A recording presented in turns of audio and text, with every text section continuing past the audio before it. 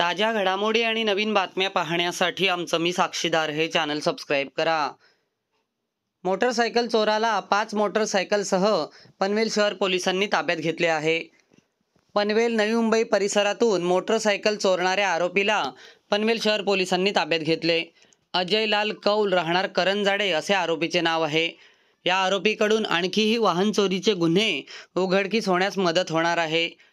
पनवेल तसेच नवी मुंबईतील तुर्भे आणि सीबीडी परिसरातून मोटरसायकल चोरीला गेल्याच्या घटना काही दिवसांपूर्वी घडल्या होत्या।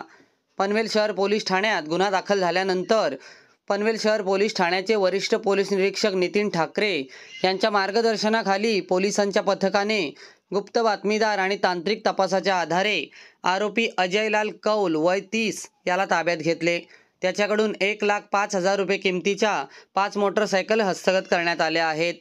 या आरोपीकडून आणखीही वाहन चोरीचे गुन्हे उघडकीस होण्यास मदत होत आहे। या प्रकरणी पोलीस अधिक तपास करत आहेत।